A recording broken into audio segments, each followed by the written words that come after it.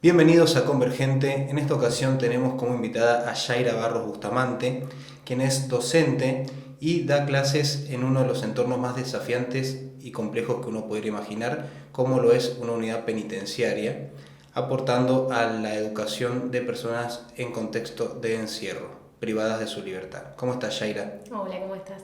Muy bien. Gracias por venir. Gracias a vos por Yaira, invitarme. Sí, decime. contanos, ¿cómo es tu trabajo? Bueno, yo soy docente como cualquier otra docente. En la actualidad no estoy ejerciendo, pero sí ejercí durante 8 años trabajar en una escuela en contexto de encierro, es decir, que daba clases en lo que comúnmente llamamos en la cárcel. Bien, en la unidad penitenciaria número 4 de San Rafael, ¿verdad? En las tres unidades penitenciarias que tiene San Rafael, la unidad número 4, la unidad número 6, que es la colonia penal, y la unidad número 10, que es una nueva unidad penal. La del Cerrito, ¿verdad? La del Cerrito, que es la cárcel modelo que tenemos acá en San Rafael. La verdad que un trabajo sumamente complejo. Sí y no. Contanos. Bueno, en su momento cuando yo decido dar clases en contexto de encierro fue algo que me tomó por sorpresa y básicamente por necesidad. Yo hacía muy poquito que estaba ejerciendo la docencia, no salían horas cátedras en escuelas comunes, se dio la oportunidad, me enteré cuando ya estaba en el llamado que iba a ser para dar clases en contexto de encierro y dije, bueno, es un desafío, algo nuevo. En un primer momento empecé a trabajar en Colonia Penal, básicamente donde están los alumnos que ya se están revinculando socialmente y me encantó. Y bueno, de ahí hice todo un largo caminito. De ahí pasaste a la de Mitri Pampa, que es la unidad penitenciaria número 4, ¿verdad? En los últimos años estuve En los últimos años. La verdad que, a ver, docente, nueva, con muy poquito tiempo de recibida, animarte a llevar adelante semejante desafío debe haber sido muy groso. Sí lo fue, era un desafío constante y de fortaleza emocional. Debe fortalecerte mucho para poder trabajar en un ámbito así, ¿no?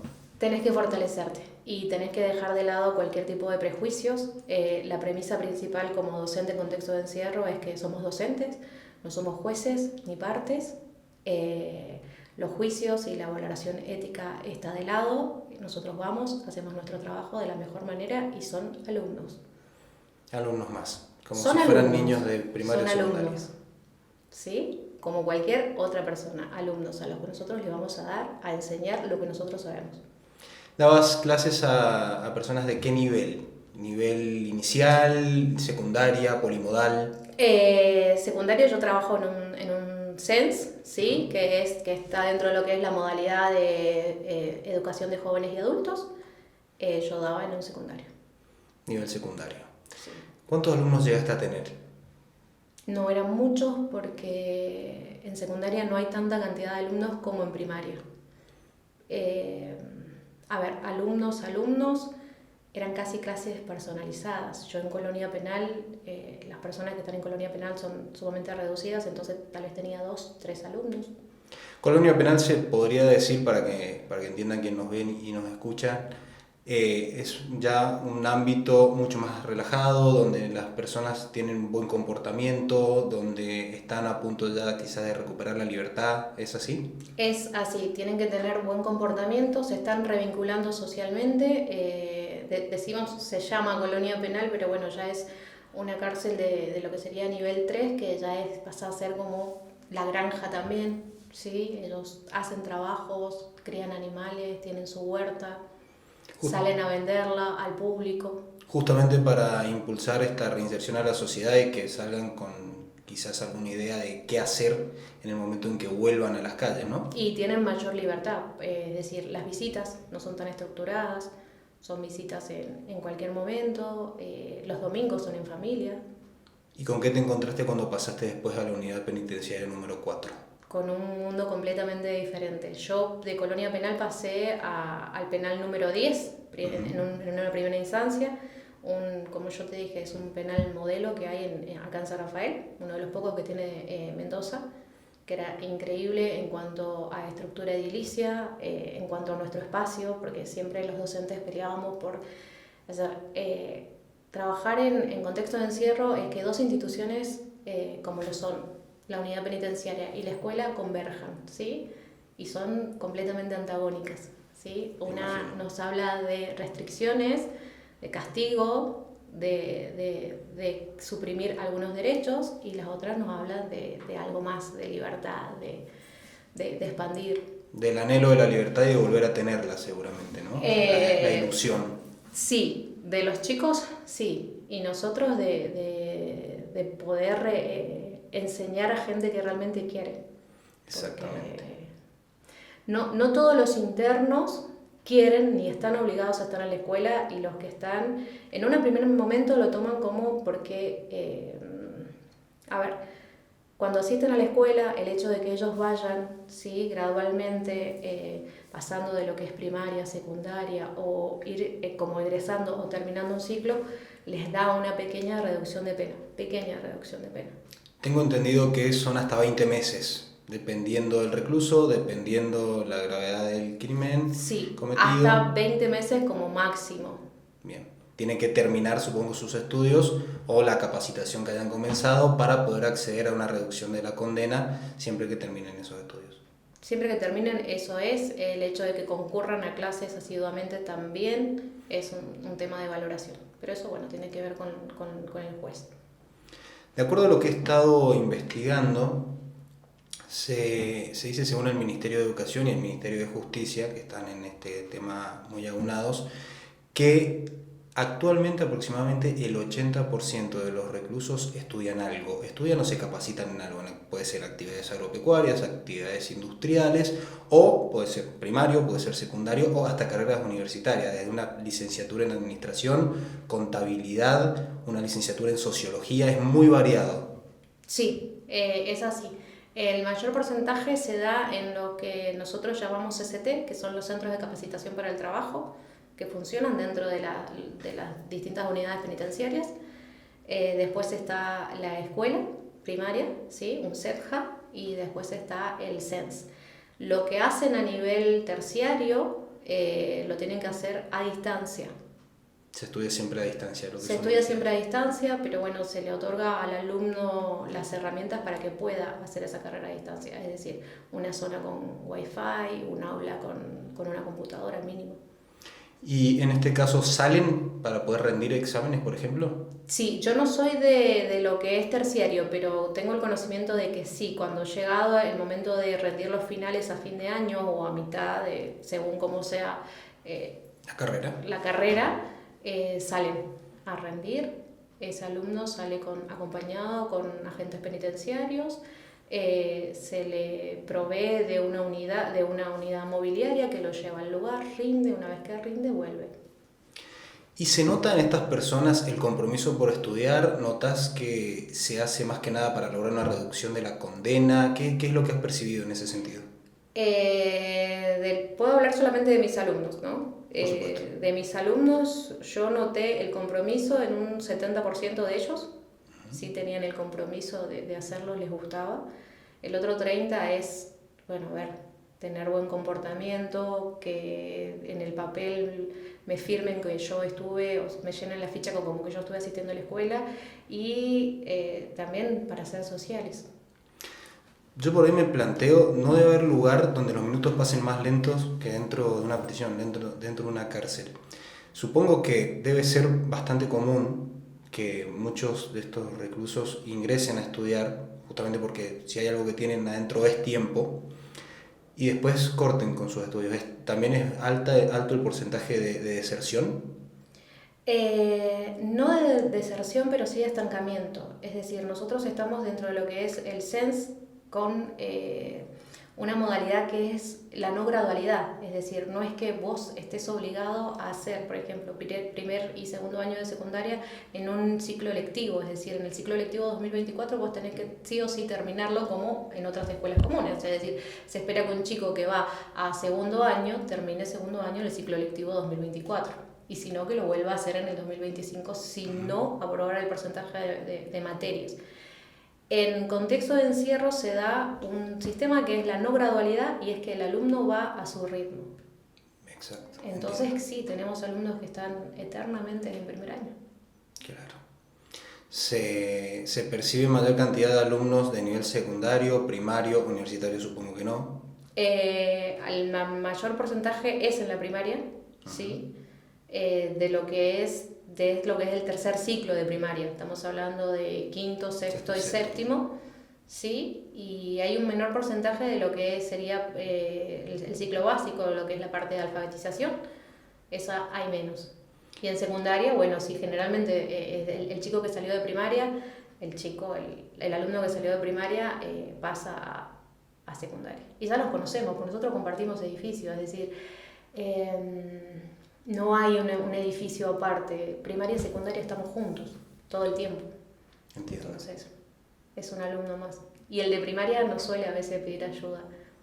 Seño, porque para todos somos seños, no somos profes. Seño, ¿me explica acá? Sí, ¿por qué no? ¿Y de qué edades estamos hablando en general? Eh, ¿Gente joven, gente mayor? No. ¿Hay un promedio? Hay un promedio de 40 a 65 años son los mayores. No, gente ya de edad Sí, más y que avanzada. generalmente cuando te cuentan, o lo poco que te pueden contar de su historia, es que no tuvieron en su momento la oportunidad. ¿Crees que esto tenga que ver con la tasa de delincuencia? La falta de posibilidades de haber estudiado en la juventud. No lo voy a decir yo, lo voy a decir por algo que siempre ellos me dicen. Si yo hubiese estudiado no estaría acá. Es algo que sale siempre en el hecho de compartir. Yo estoy acá con vos, de la misma forma estaba con mis alumnos. Así, con esta cercanía, obviamente con 2 o 3 o 4 agentes penitenciarios vigilando el correcto orden y comportamiento, pero yo mis alumnos estábamos así, o sea, su lapicera, mi lapicera era la de él, es decir. Qué frase, la verdad que eso creo que lo resume todo. Si yo hubiera estudiado no estaría acá. La mayoría decía así, ¿no? Sí. Y según algunas estadísticas, corregime si crees que están equivocadas, solo el 15% de los estudiantes en reclusión que salen a la libertad reinciden.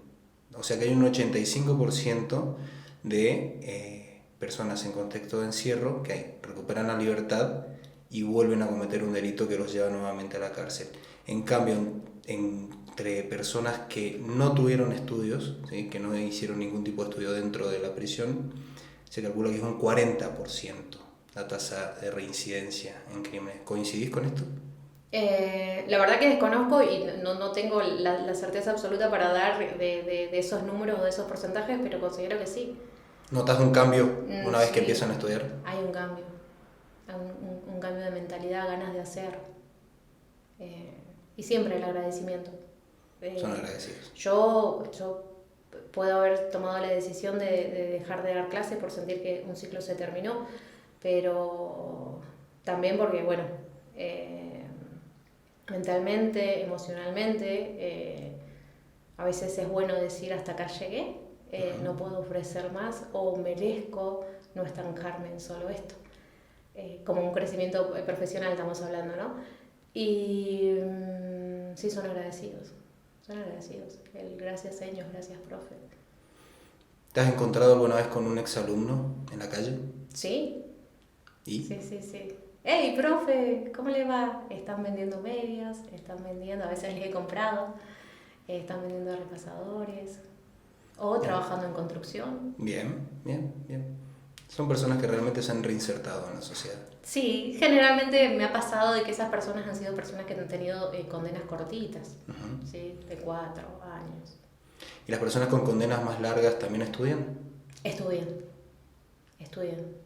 con una visión del mundo completamente diferente, porque perdieron la noción del tiempo y perdieron la noción del mundo que está afuera. Yo sí me encontré con alumnos que entraron en la época de los 90 y ya no conocían nada, o lo que ellos hablaban era un mundo que ya no existía, ¿no? Totalmente. Completamente, o sea, me pasó de una vez que yo dije, qué triste, pero a su vez dije, bueno, son cosas. Y es que una persona entró en el año 97 y cuando le tocó salir después de salidas transitorias, ¿no? Después de 25 años. Cadena perpetua. Casi, porque no fue casi cadena perpetua, pero eran 25 años. La cadena perpetua se considera de 35 años. Desconocer todo, ¿no? Es decir, no sabía que en los colectivos habían maquinitas, o sea, estaba la SUBE, la tarjeta monedero en ese entonces. No habían teléfonos públicos, ¿no? Sí. El hecho de decir, yo iba con 3 pesos a comprarme una gaseosa y una docena de tortitas, ¿no? Y iba a decir... Es como que quedaron congelados, ¿no? Quedaron congelados en el tiempo y les costó ver un mundo que no era el que ellos habían. Los edificios, los autos, o sea, todo cambió. ¿Crees que de alguna manera la cárcel prepara a estas personas para el momento en que salgan más allá de la educación? ¿Los prepara socialmente para volver a encontrarse con la sociedad, valga la redundancia?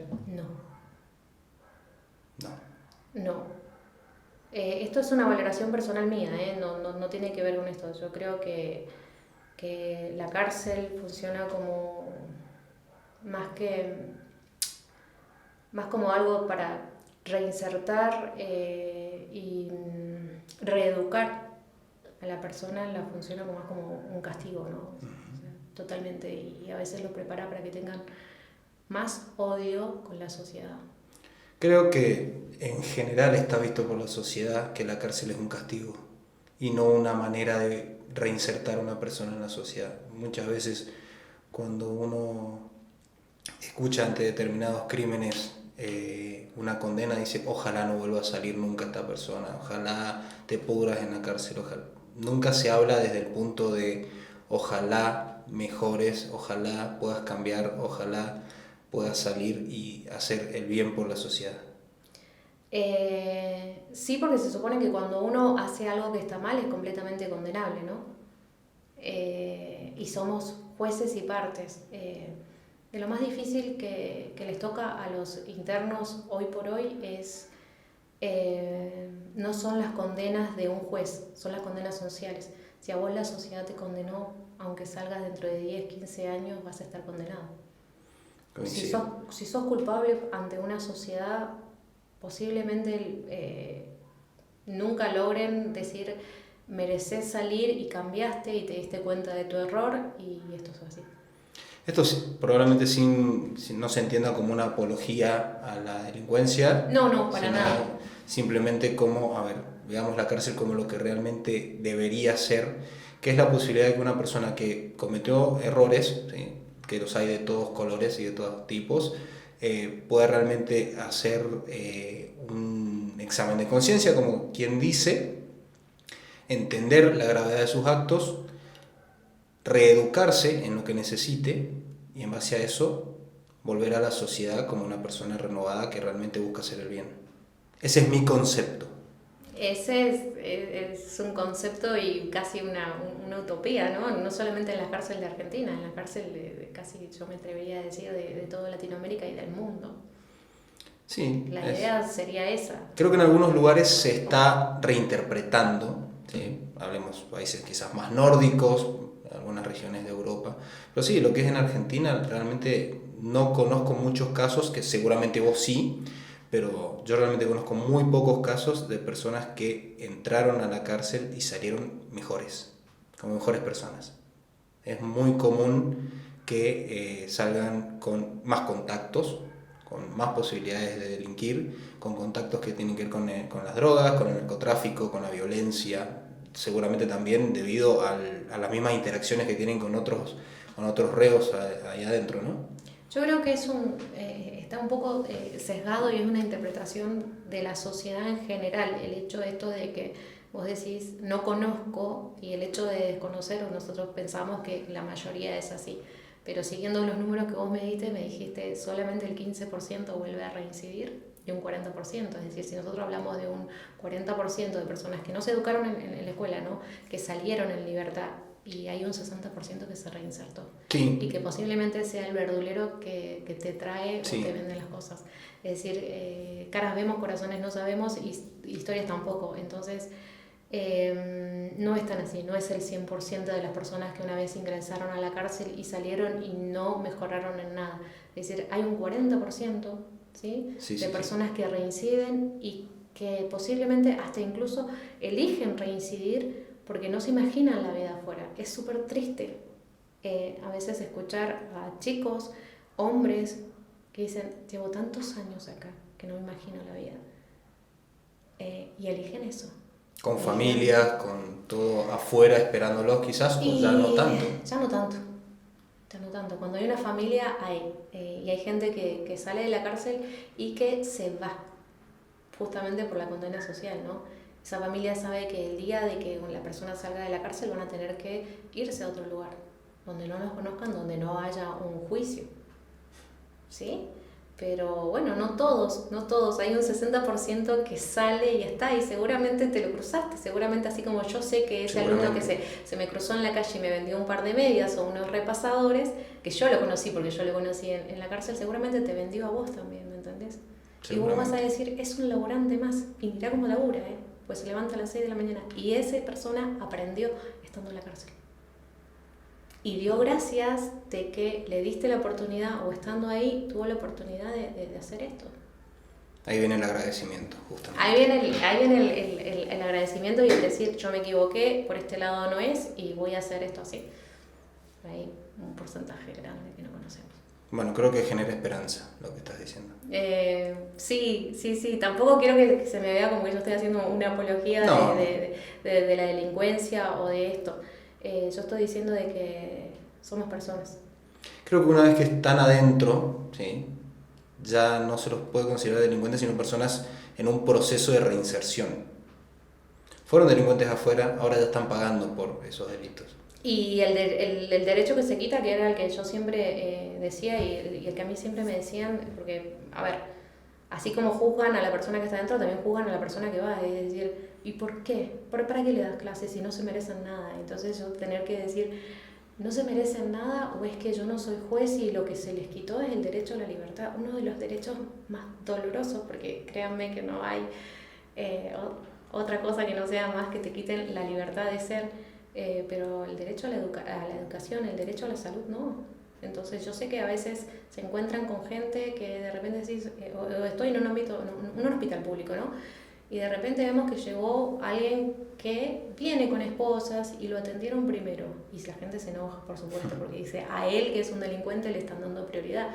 Pero es decir, hay que entender también que mientras menos horas esté afuera es mejor, pasa por ese lado, que le quitaron el derecho a la libertad, no a la educación, y no a la educación, no, el derecho a la libertad, no a la educación y no a la salud. Totalmente. Y tenemos que entenderlo y aprenderlo así. Es decir, Argentina no es un país donde exista la pena capital. Es cierto, por suerte, desde mi punto de vista. Entonces, listo, ya está. Las condenas son... Podés considerar que es grave, que no es grave, que fue poca, que fue mucha, pero eso son percepciones tuyas y valoraciones personales individuales, valga la redundancia. Yaira, ¿qué te llevó a dejar de dar clases en contexto de encierro? El último año pasé mucho tiempo dentro de la cárcel y empecé a perder contacto con la sociedad y empecé a normalizar un montón de cosas que en el afuera no son normales. Y estamos hablando hasta de olores, no estoy hablando de algo así. O sea, porque nosotros en la educación podemos tener un montón de falencias. De hecho, los edificios escolares tienen un montón de falencias en el edificio, ¿no? No en el equipo humano, sino en lo que es acá. Puede que un ventilador sobre, que la silla está rota, que el techo se cae. Pero en la cárcel no tenemos escuela. No hay una escuela, no hay un pizarrón y no hay una tiza a la cual aferrarse. Además estamos hablando de, al menos en unidad penitenciaria número 4, una instalación que tiene 80 años. Sí, es una instalación arcaica, sí. Muy vieja, que tiene capacidad para 330 personas y en este momento hay 460. Hay Sí, una sobrepoblación importante. Sí, sí, eso sí. Es así.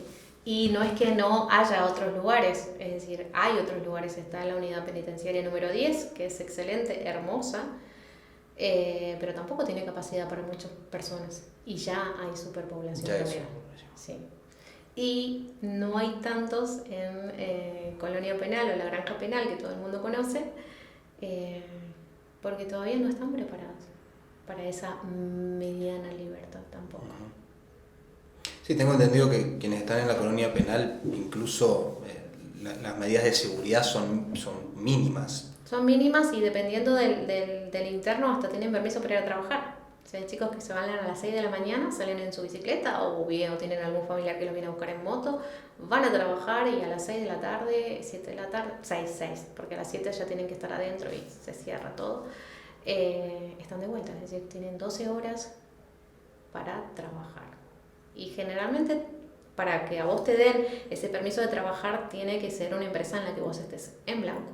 Claro, bien, seguimos hablando del tema de la reinserción y de volver a darles lentamente o al menos paulativamente la posibilidad de volver a sentirse parte de la sociedad de manera funcional. Sí, así que bueno. Ya de modo un poco más personal, ¿sentiste alguna vez un hecho de violencia, sea en carne propia o presenciaste hechos de violencia que hayan hecho que quisieras dejar el trabajo? De violencia no, pero sí salí rota más de una vez. Más de una vez salí con la sonrisa de decir, bueno, nos vemos mañana o nos vemos el próximo miércoles o nos vemos el día que nos toque. Cruzar esas puertas, esos portones y con las lágrimas en los ojos de decir, ¿qué estoy haciendo acá? No quiero estar más acá. Sí, me pasó. Y tuvo que ver casi al principio, ¿no? El hecho de por miedo, a veces de tener que mentir, porque obviamente son alumnos, te preguntan, como cualquier otra persona que quiere saber de tu vida o de que no tienen otra cosa más que saber y te preguntan si tenés familia, si tenés hijos. Entonces mentí dónde vivía, mentí mi estado civil, lo mentí como 500.000 veces. Lo que más me dolió fue negar mi maternidad. Negar tu maternidad. Para proteger a mis hijos. Sí. Las veces que he salido más rotas es que uno nunca quiere saberse o enterarse de las causas por las cuales los alumnos están ahí, porque son tus alumnos, ¿no? A veces es como menos averigua Dios y perdona. Uno no quiere saber, pero siempre llega, siempre hay alguien que viene y te lo sopla ahí al oído. Y las veces que salí más rota fue cuando tuve que darle clases a personas que estaban en la cárcel por agresión sexual y por agresión sexual a niños. Y fue lo que más me rompió. Y no, un montón de cosas. ¿Cómo sostenés la mirada de una persona que está recluida por semejantes actos?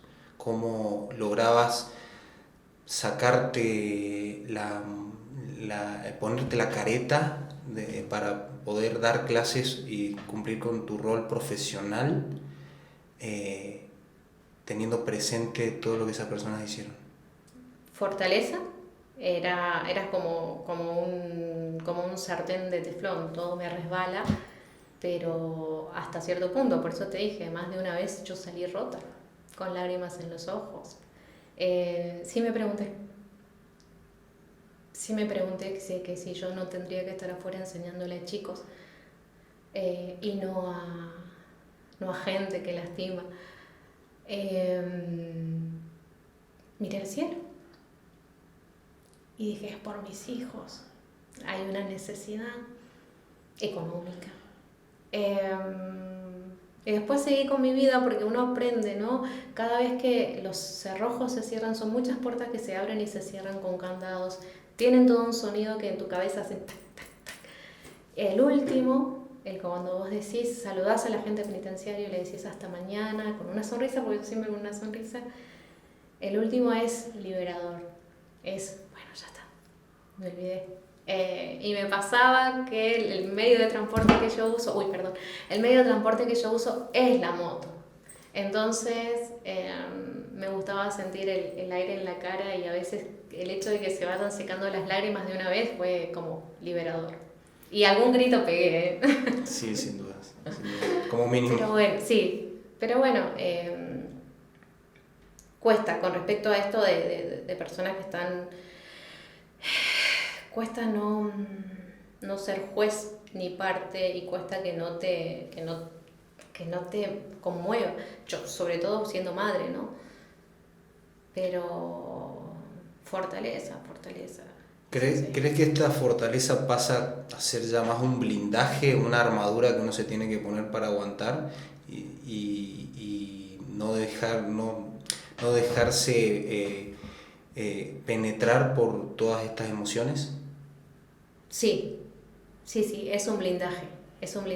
Y dado cuando vos me decís, ¿cuándo fue el momento en que dijiste dejo de dar clases? Fue por una frase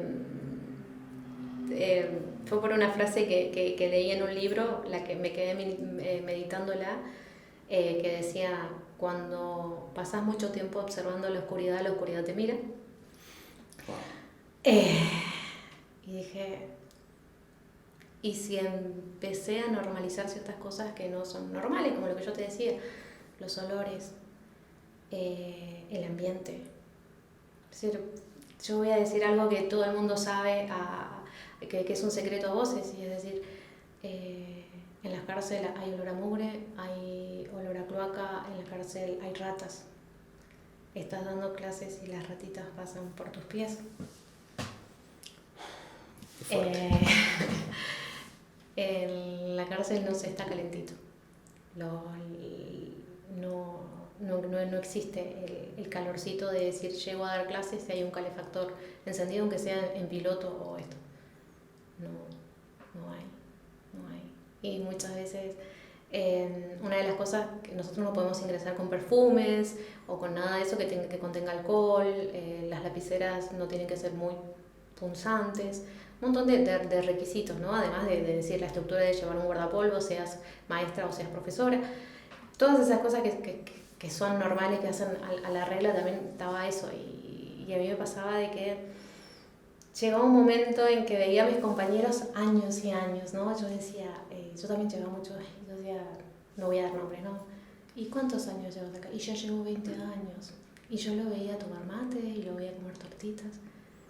Y yo a veces el olor era tan nauseabundo que a mí no me daban ganas de tomar ningún mate, por más de que fuera de mis compañeros, eran maestros, eran bibliotecarios, eran celadores, eran mi otra parte, digamos, y a veces me encontraba no aceptándolos porque el olor era nauseabundo y decir, no aguanto.